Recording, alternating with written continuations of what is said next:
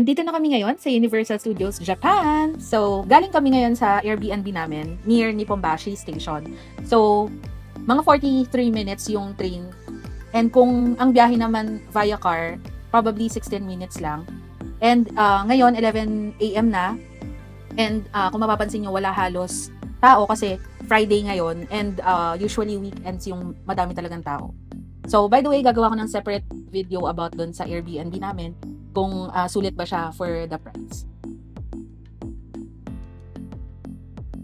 Pagpasok pa lang namin, first thing talaga na ginawa namin is binuksan agad yung USJ app. Guys, download nyo to if ever napupunta kayo dito kasi dito nyo makikita yung mga real-time waiting times sa rides, show schedules, tsaka yung pinaka-importante is yung Super Nintendo World na timed entry. Now, sa case namin, hindi na kami nag-timed entry kasi hindi peak season tsaka hindi ganun kadami ang tao, kaya nakapasok na kami directly. Pero kung weekend or holiday kayo pupunta, I suggest pagpasok nyo pa lang, reserve agad kayo. Kasi mabilis talaga maubos yung slot per day.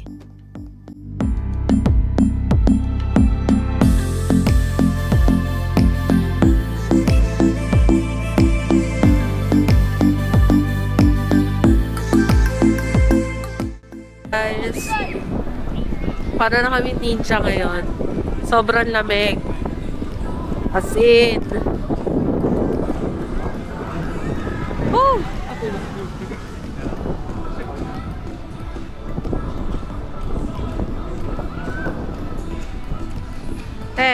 Say hi. Sobrang lamig. Gravity. So guys, ang inuna nga pala namin is yung Harry Potter. Alam nyo ba na last 2024 ko lang to talaga napanood, yung buong Harry Potter series, and late bloomer ako. Pero grabe, after ko siya mapanood, sobrang naging fan ako. As in binge watch talaga. Mangha na mangha ako sa story, dun sa mga building, dun sa Hogwarts, sa magic. So imagine yung excitement ko na makita talaga siya in real time.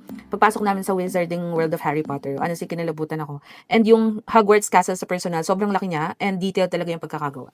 Parang bumalik ka talaga dun sa movie.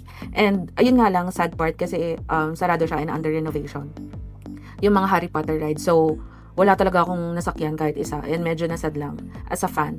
So pero okay lang kasi at least 'di ba naka-experience ako and nakita ko siya in person. So tip ko sa inyo, kung may specific ride kayong inaabangan, check niyo muna online if operational siya bago kayo pumunta. So, since sarado siya, nag-ikot-ikot na lang kami dito and yun, namamangha pa din kami kung paano yung structure nito.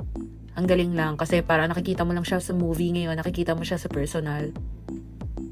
And meron ding butterbeer pero sad hindi namin natikman. Masyadong mahaba yung pila.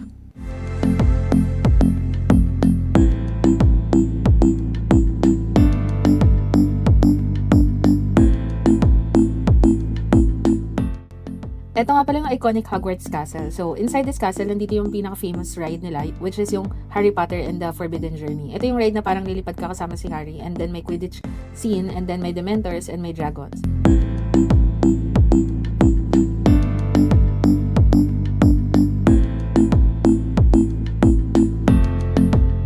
Of course, hindi mawawala ang wands. Dito sa Wizarding World, pwede kang pumili ng sarili mong wand and ikaw din yung pipili ng kung anong design na gusto mo. Meron kay Harry, Hermione, Dumbledore, pati yung mga Death Eaters. And if bibili ka ng interactive wand, pwede kang mag-cast ng spells around the park. So, may mga designated spots na you can actually make the things move. Bibidyo ako.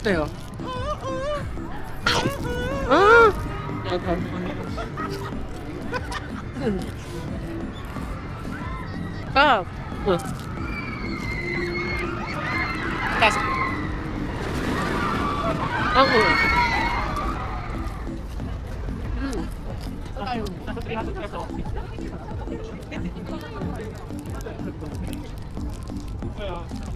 Sarap siya.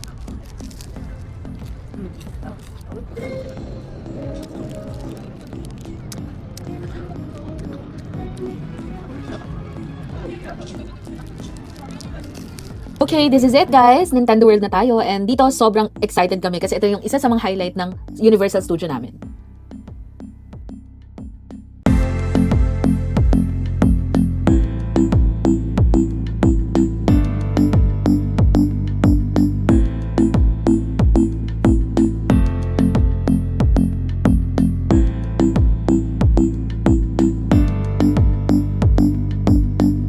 Entrance pa lang yan guys, pero parang nasa real world game ka na.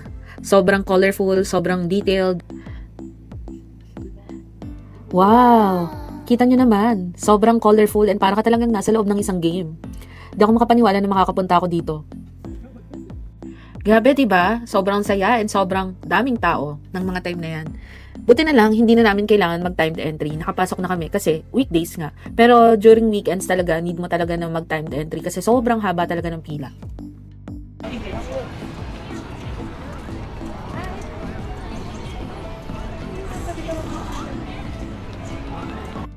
Hi guys! So, andito kami ngayon sa Nintendo World.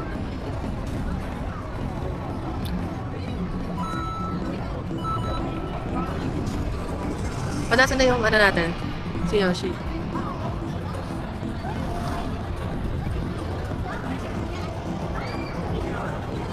Nasaan tayo ngayon? Hi, we're at Super Nintendo World and sobrang ganda ng place. So, pasok tayo sa mukha ni Koopa.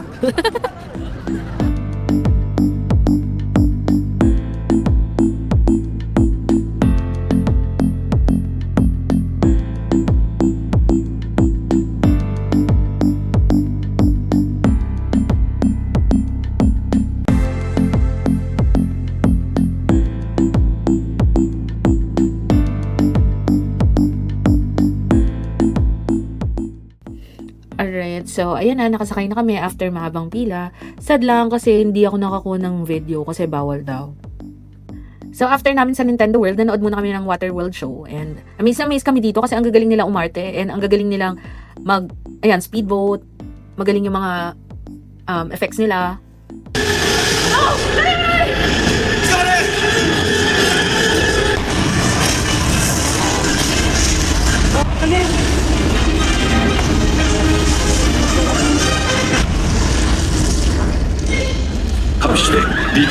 Lang. Hi guys, so chicken. Ikaw na tayo na. Oo, 10 pesos. 300 yen. Ba't pag gusto mo malaman ng yan, bakit? Japanese ka ba? Nagtatalo na sila sa conversion. Ato tayo na lang. Yoko. Pakita mo sa vlog. Vlog? Sarap. Hindi ko kayo inumin. Sarap. Hindi ko makita na sa'yo. Sarap. Ikaw itong kanopi.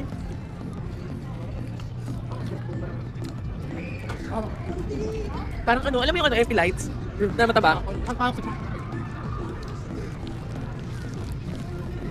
Ano?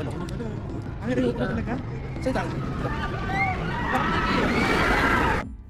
So, after namin kumain, naglibot-libot na lang kami and tinignan namin kung ano yung mga magaganda pang sakyan. Pero wala kami masyadong sinakyan during our trip here in USJ since mostly sightseeing lang talaga. And kung mapapansin nyo, wala akong masyadong video kasi mahigpit sila when it comes to recording. So, ayun lang, share ko lang yung mga clips na na-recordan ko habang nandito kami. Ikaw sa kanang part na to is yung Snoopy and also yung Hello Kitty Cafe. Tinry ko din yung churros nila and masarap din siya, medyo pambata. Pero mas bet ko yung chocolate. Kung bet nyo sa Hello Kitty, magugustuhan nyo tong place na to kasi as in pink siya and then Hello Kitty theme talaga siya. So, bet na ng mga bagets kung dadalhin nyo sila dito.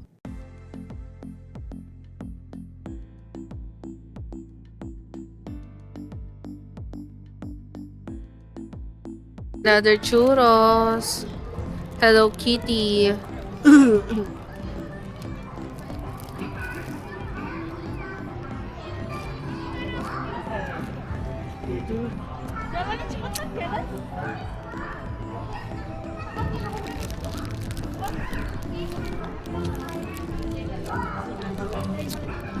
Wala, sasa. Mas masarap. Kanina ko yan. Ha, Tingin. yung kanina. Na may candy. Ayoko yun.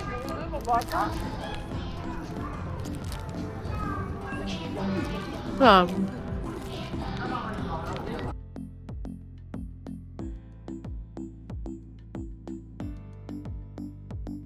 So guys, 4 PM pa lang dito ng mga time na to pero parang gabi na agad. Ganito talaga pag winter dito sa Japan, 4 PM na is pa-sunset na agad. And as long as gusto naming magstay pa pero napag-desisyon na namin na umuwi na rin.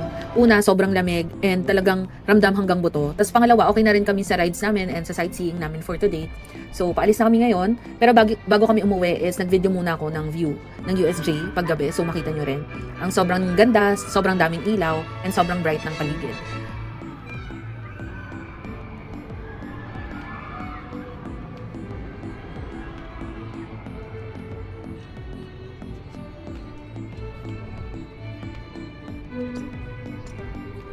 So, ayun lang for today's video. Thank you for watching. See you sa next vlog.